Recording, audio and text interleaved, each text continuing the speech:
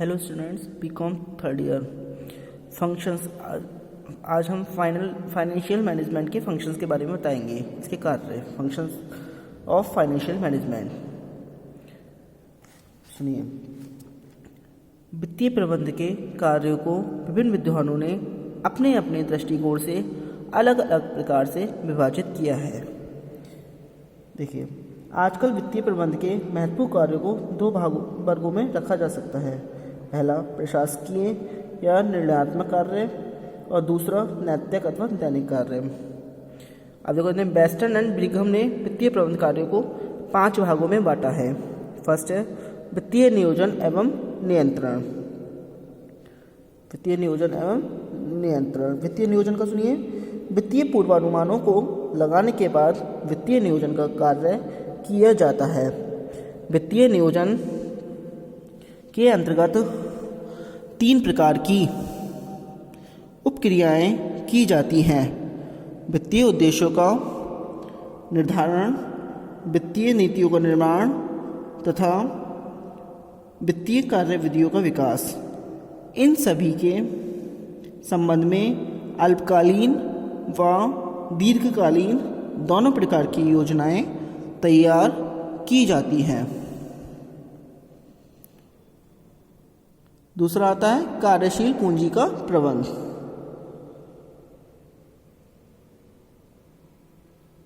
इसमें कार्यशील पूंजी का प्रबंध किया जाता है। फिर आता है स्थायी संपत्तियों में विनियोग। इसमें स्थायी संपत्ति जो फिक्स्ड एसेट्स होती हैं उसमें विनियोग, इन्वेस्टमेंट किया जाता है। फोर्थ है पूंजी संरचना निर्णय। पूंजी संरचना निर्णय।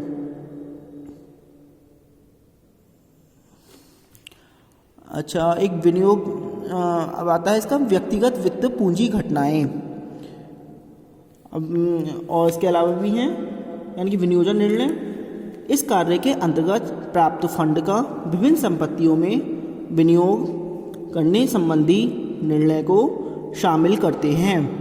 स्थायी संपत्तियों में विनियोग, दीर्घकालीन विनियोग और चल संपत्तियों में विनियोग, अल्पकालीन विनियोग की मात्रा निर्धारित करना वित्तीय प्रबंधक का कार्य होता है। इसके लिए वित्तीय प्रबंधक को समुचित निर्णय लेना पड़ता है। साथ ही स्थायी संपत्तियों पर ह्रास की व्यवस्था करना, उनके प्रतिस्थापन के लिए व्यवस्था करना तथा विभिन्न चल संपत्तियों में विनियोग का अनुकूलतम स्तर निर्धारित करना भी इसी कार्य में शामिल होता है। अगला पॉइंट है इसका वित्तीय निष्पादन का मूल्य। वित्तीय प्रबंध का यह भी कार्य होता है कि एक निश्चित अवधि के बाद व्यावसायिक संस्था के वित्तीय निष्पादन का विश्लेषण व मूल्यांकन किया जाए और उसके परिणामों से उच्च प्रबंध को अवगत कराया जाए। इस प्रकार के वित्तीय विश्लेषण व मूल्यांकन हेतु अनेक प्रकार के उपकरण, टूल्स एवं तकनीकियाँ प्रयोग में लाई जा सकती हैं। अगला पॉइंट है पूंजी की उत्पादकता बढ़ाने के लिए प्रयत्न करना। To make efforts for increasing the productivity of the capital.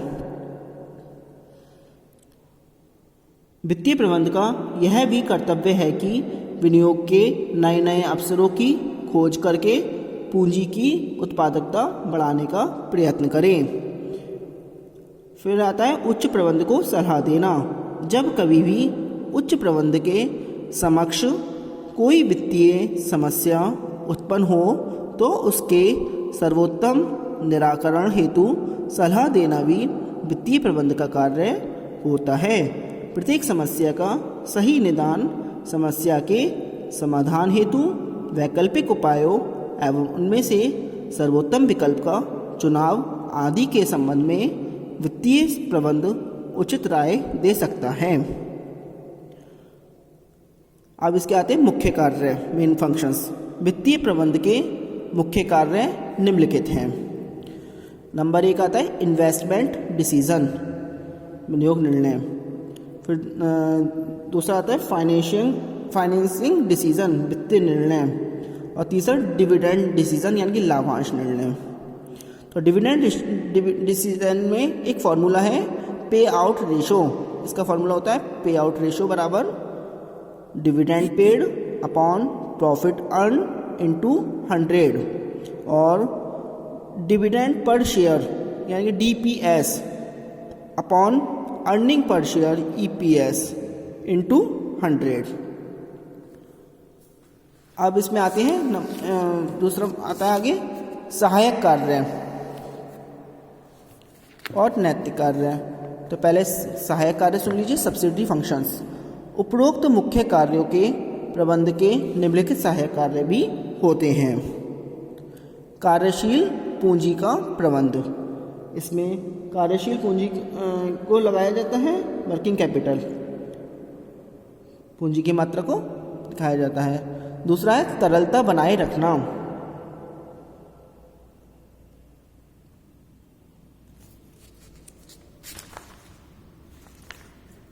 वित्तीय प्रबंध मतलब तरलता बनाए रखता है। तीसरा है वित्तीय निष्पादन का मूल्यांकन। फिर फोर्थ है लाभदायकता संबंधी कार्य और फिफ्थ है अंशों के बाजार मूल्य पर दृष्टि।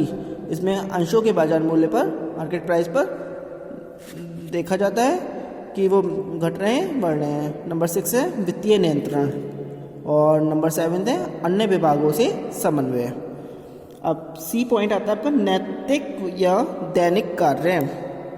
इस श्रेणी में उन कार्यों को शामिल करते हैं जो प्रायः प्रतिदिन निम्न स्तरीय कर्मचारियों द्वारा किए जाते हैं। इन कार्यों की अपनी अलग महत्ता होती है क्योंकि इन कार्यों की सहायता से ही उच्च अधिकारी वित्तीय निर्णयों को लेते हैं। सामान्यतः निम्न कार्यों को इस वर्ग में शामिल करते हैं। नंबर 1, प्रत्येक वित्तीय व्यवहार का लेखा जोखा पुस्तकों में रखना। प्रत्येक लेखा जोखा जो पुस्तकों में रखा जाता है। दूसरा है आवश्यक वित्तीय विवरणों को तैयार करना, यानी कि आवश्यक जो वित्तीय विवरण होते हैं उनको तैयार करते हैं।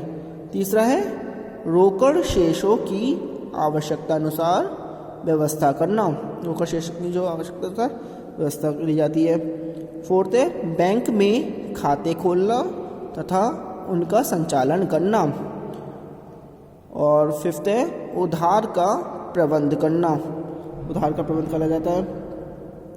फिर है रिकॉर्ड रखना और रिपोर्ट तैयार करना, रिकॉर्ड रखने और रिपोर्ट तैयार करते हैं। फिर 7 है महत्वपूर्ण वित्तीय विवरणों को सुरक्षित रखना।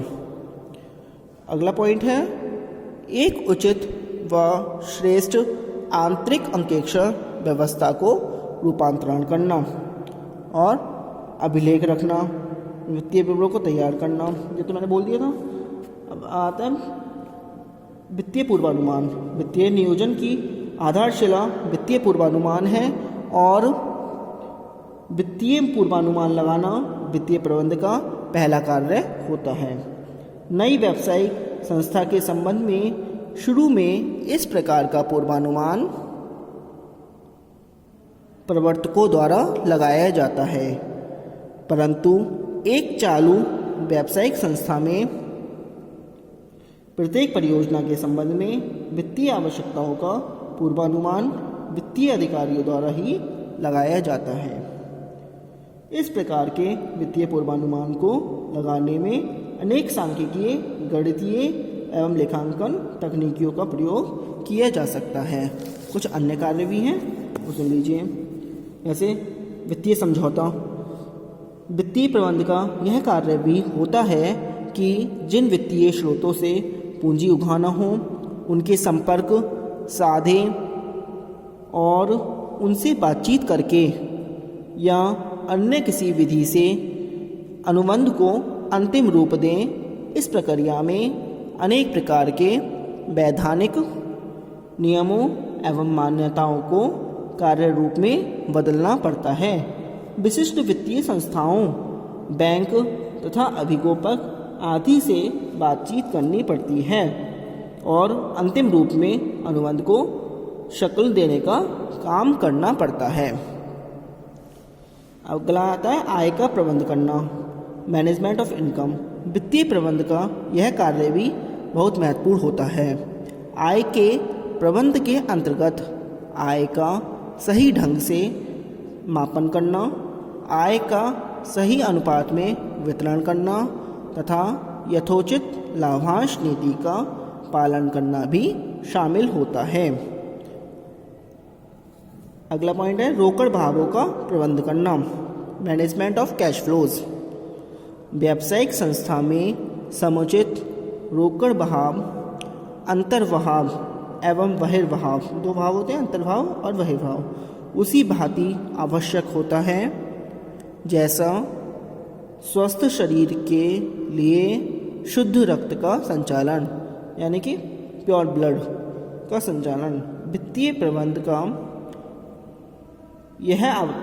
यह आवश्यक कार्य होता है कि वह रोकड़ बहाव के संबंध में उचित नीति का पालन करे और रोकड़ आधिक्य या रोकड़ की कमी की स्थितियों का भी सही ढंग से प्रबंध कर सके। अगला आता है उच्च प्रबंध को सलाह देना। जब कभी भी उच्च प्रबंध के समक्ष कोई वित्तीय समस्या उत्पन्न हो तो उसके सर्वोत्तम निराकरण हेतु सलाह देना भी वित्तीय प्रबंध का कार्य होता है। प्रत्येक समस्या का सही निदान, समस्या के समाधान हेतु वैकल्पिक उपायों एवं उनमें से सर्वोत्तम विकल्प का चुनाव आदि के संबंध में वित्तीय प्रबंध उचित राय दे सकता है। आज के लिए इतना ही। Thank you very much.